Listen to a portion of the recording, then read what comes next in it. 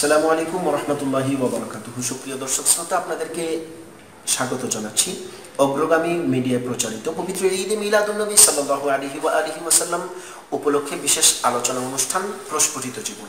গত পর্বে আমরা আলোচনা করছিলাম, আমি আরেকটু স্মরণ করিয়ে দিতে চাই। ঈদে মিলাদুন্নবী সাল্লাল্লাহু আলাইহি ওয়াসাল্লামের যে মৌলিক যে অংশ মিলাদের শাব্দিক এবং পারিভাষিক বিশ্লেষণ আমরা করছিলাম। এবারের পর্বে আসুন আমরা দেখি যে আমি যে কথাটি আগের পর্বেই বলছিলাম সেখান থেকে আবার বলি যে মিলাদ আমরা মূলত করে থাকি হুজুর নবী করিম সাল্লাল্লাহু তাআলা আলাইহি ওয়াসাল্লামের মহাব্বতে অনুপ্রাণিত হয়েই কিন্তু আমরা মূলত মিলাদ শরীফ বা করে থাকি বা উদযাপন করে থাকি। এইবার আসেন নবীজির মহাব্বতের ব্যাপারে কোরআন হাদিসে কোনো বিধি বিধান রয়েছে কিনা, এই ব্যাপারে যদি আমরা দেখতে চাই তাহলে হাদিসের কিতাবের মধ্যে সবচেয়ে বেশি প্রায়োরিটি যে কিতাবটি পেয়ে থাকে সেই কিতাবটি হচ্ছে আল জামিউস সাহিহ আল বুখারী। সহিহ বুখারী শরীফের প্রথম খণ্ডের 12 নম্বর অধ্যায় 15 নম্বর হাদিস শরীফটি হচ্ছে হযরত আনাস রাদিয়াল্লাহু তাআলা আনহু থেকে বর্ণিত। হযরত আনাস রাদিয়াল্লাহু তাআলা আনহু বর্ণনা করছেন বুখারী শরীফের মধ্যে। হযরত আনাস রাদিয়াল্লাহু তাআলা আনহুর বর্ণনায় ইমাম বুখারী রাহমাতুল্লাহি আলাইহি রওয়ায়াত করছেন আনাস রাদিয়াল্লাহু তাআলা قال رسول الله صلى الله عليه واله وسلم لا يؤمن احدكم حتى اكون احب اليه من والده وولده والناس اجمعين। অর্থাৎ হে ঈমানদারগণ, হুজুর ঈমানদারদেরকে উদ্দেশ্য করে অর্থাৎ সাহাবী কেরাম রিদওয়ানুল্লাহ তাআলা আলাইহিম ওয়াসাল্লাম আজমাইনদেরকে উদ্দেশ্য করে বলছেন যে তোমরা ততক্ষণ পর্যন্ত মুমিন হতে পারবে না। লা ইউমিনু আহাদুকুম, তোমাদের মধ্যে কেউ ততক্ষণ পর্যন্ত মুমিন হতে পারবে না। হাত্তা আকুনা আহাব্বা ইলাইহি মিন ওয়ালিদিহি ওয়া ওয়ালাদিহি ওয়ান নাসি আজমাইন, যতক্ষণ পর্যন্ত না মিন ওয়ালিদিহি তার পিতামাতা, ওয়া ওয়ালাদিহি তার সন্তানাদি, ওয়ান নাসি আজমাইন এবং অন্য সকল বিষয়বস্তু থেকে যতক্ষণ পর্যন্ত না আমি প্রিয় রাসূল সাল্লাল্লাহু আলাইহি ওয়াসাল্লামকে ভালো না বাসতে পারবে। এর সাথে ইমামে বুখারী রাহমাতুল্লাহ আলাইহি ইমামে মুসলিম আরেকটি শব্দকে এখানের মধ্যে তিনি কোট করেছেন ওয়াল্লাযী নাফসি বিয়াদি, অর্থাৎ হুজুর আকা নবী করিম সাল্লাল্লাহু তাআলা আলাইহি ওয়াসাল্লাম যখন এই হাদিস শরীফ বর্ণনা করছিলেন তখন তিনি কসম করে বলছেন ওয়াল্লাযী নাফসি বিয়াদি, অর্থাৎ আমি আল্লাহ সেই জাতে পাকের ইজ্জতের কসম করে বলছি যে জাতে পাকের ইজ্জতের কুদরতি হাতে আমি প্রিয় রাসূলের জান এবং মাল, সে আল্লাহর কসম করে বলতেছি মানুষ ততক্ষণ পর্যন্ত মুমিন হতে পারবে না যতক্ষণ পর্যন্ত না সমস্ত কিছুর উপরে আমি প্রিয় রাসূলের মহব্বতের প্রায়োরিটি না পাবে। এইবার আসেন মিলাদ বা ভুলিদা বা মাউলিদ বা মাউলুদ এর কোনো প্রমাণ বা এর কোনো বিশ্লেষণ কালামুল্লাহ শরীফের মধ্যে আছে কিনা? হ্যাঁ, অবশ্যই রয়েছে। আমি সরাসরি কোরআনুল কারীম থেকে আপনাদেরকে প্রমাণ দিচ্ছি। সুপ্রিয় দর্শক শ্রোতা, আমার হাতে কালামুল্লাহ শরীফ রয়েছে, আপনারা দেখতে পাচ্ছেন। আমি কোরআনুল কারীমের 16তম পারার 5ম পৃষ্ঠা, যদি হিফজ কোরআন শরীফ হয় আপনারা মিলিয়ে দেখতে পারেন। কোরআন শরীফের মধ্যে একটি মাঝামাঝি অংশের মধ্যে 16তম পারার 5 নম্বর পৃষ্ঠার মধ্যে 1 2 3 নম্বর লাইনের মধ্যে আমি একেবারে লাইন সহ কোট করছি। সূরা মারইয়াম নামে একটি সূরা রয়েছে, এটি মক্কায় অবতীর্ণ।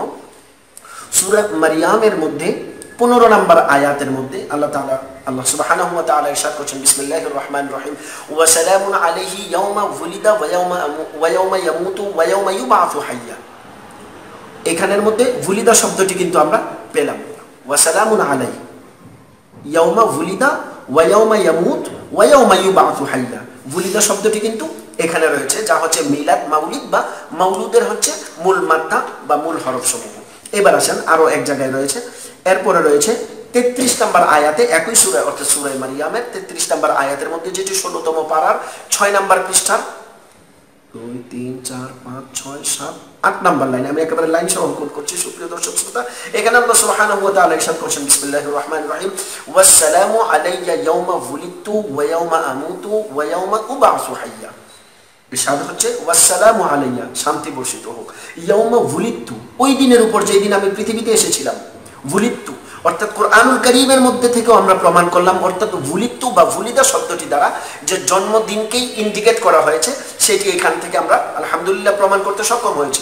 অর্থাৎ ওয়ালিদতু এটা এখানের মধ্যে ওয়ালিদতু অর্থাৎ জন্মদিবসের উপরে সালাম বর্ষিত হোক, ওয়া ইয়াওমা আমুতু এবং যেই দিন আমার ইন্তেকাল হবে, ওয়া ইয়াওমা উবআসু হাইয়া এবং আমি পুনরায় জীবিত অবস্থায় পুনরুত্থিত হব সেই দিনের উপরে সালাম বর্ষিত হোক। সুপ্রিয় দর্শক শ্রোতা, আসুন এবার আমরা দেখি ওয়ালিদ মাউলুদ মিলাদ এর কোনো প্রামাণ্য দলিল হাদিস শরীফের মধ্যে আছে কিনা। হ্যাঁ, সহিহ মুসলিম শরীফের মধ্যে ইমামে মুসলিম, তারপরে আসেন ইমামে মুসলিম, তারপরে ইমামে বুখারী রহমতুল্লাহ আলাইহি তার বিশ্ববিখ্যাত কিতাব বুখারী শরীফের মধ্যে বর্ণনা করছেন একটি হাদিস শরীফ। আল্লাহ রাসূল সাল্লাল্লাহু তাআলা আলাইহি ওয়া আলিহি ওয়াসাল্লাম ইরশাদ করেছেন, মা মিন মাউলিদিন ইল্লা ইউলাদ আলাল ফিতরাত, অর্থাৎ প্রত্যেক শিশু জন্মগ্রহণ করে তার স্বভাব জাতের উপরে। এটি কোথায় রয়েছে?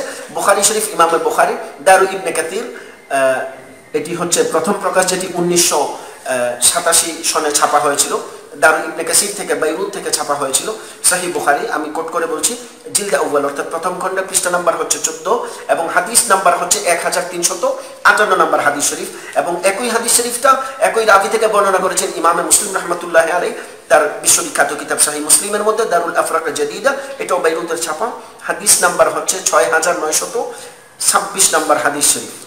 এই বুখারী এবং মুসলিম, যেটাকে ইমামদের ভাষায় সাহিহাইন বলা হয়, এই দুই সহিহ কিতাবের মধ্যে একই হাদিসটা বর্ণনা করা হয়েছে। অর্থাৎ আমরা কোরআন এবং হাদিস উভয় জায়গার মধ্যে আমরা ওলিদা মাউলুদের অর্থাৎ জন্মকালের ভিত্তি আছে কি নেই এটার প্রামাণিক দলিল আমরা পেলাম। এইবার আসেন, অন্যান্য আরো হাদিস গ্রন্থের মধ্যে মিলাদের কোনো অস্তিত্ব আছে কিনা সেটাও আমরা দেখব। এইবার আসেন, জামে তিরমিজির মধ্যে ইমামে তিরমিজি রহমতুল্লাহ আলাইহি দ্বিতীয় খণ্ডের পৃষ্ঠা নম্বর 203 এর মধ্যে তিনি একটি বাব রচনা করেছেন, বাবু মা জাআ ফি মিলাদিন নবী সাল্লাল্লাহু আলাইহি ওয়া আলিহি ওয়াসাল্লাম। সুপ্রিয় দর্শক শ্রোতা, এখানে আপনারা লক্ষ্য করবেন যে আমাদের সমাজের মধ্যে কিছু অতি পণ্ডিত, আশা করি অতি পণ্ডিত মানে আপনারা বুঝতে পেরেছেন, অল্প বিদ্যা ভয়ঙ্করী টাইপের কিছু মৌলবী সাহেব ইদানিংকালে বিভিন্ন জায়গার মধ্যে তারা বলা বলি শুরু করে দিয়েছে এইভাবে যে মিলাদের কোনো অস্তিত্ব কখনোই ছিল না, সাহাবীদের যুগেও ছিল না, রাসূলের যুগে তো প্রশ্নই আসে না। এইভাবে করে এটি 600 হিজরির পরে বাদশা মুজাফফরের জামানা থেকে এই মিলাদের উদ্ভব বা এর উৎপত্তি।